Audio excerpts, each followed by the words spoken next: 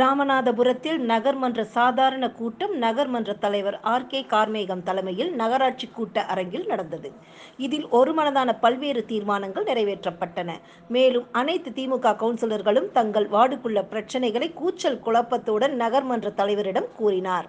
அதையெல்லாம் சரி செய்து தருவதாக ஒவ்வொரு முறையும் கூறுவதால் எங்கள் வார்டுகளில் கழிவுநீர் பிரச்சனை மற்றும் சாலை வசதிகள், குப்பை அள்ள கூட நகராட்சியில் ஆட்கள் பற்றாக்குறையாக உள்ளது என்றும் பல்வேறு பிரச்சனைகளை கூறியும் அடுத்த கூட்டத்திற்கு பார்ப்போம் என்று காலம் தாழ்த்தியதால் கவுன்சிலர்கள் மிகவும் வருத்தமடைந்தனர்.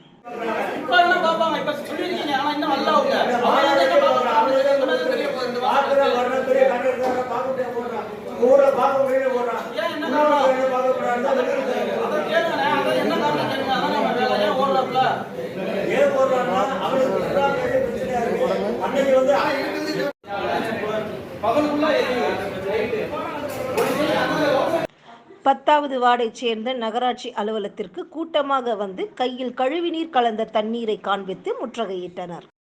இப்பகுதியில் உள்ள தண்ணீர் கழிவுநீர் கலந்து வருகிறது. கிணற்றில் கழிவுநீர் கலப்பத்தால் புழக்கத்திற்கு கூட பயன்படைய முடியாத சூழ்நிலையில் ஏற்படுகிறது. இது பற்றி பலமுறை நகராட்சியில் மனு கொடுத்தும் எந்தவிதமான செயல்பாடும் இல்லாததால் வரும் திங்கட்கிழமைக்குள் சரி செய்யாவிட்டால் சென்னை ரோட்டில் அமர்ந்து மிகப்பெரிய மறியலில் ஈடுபடுவோம் என்றனர்.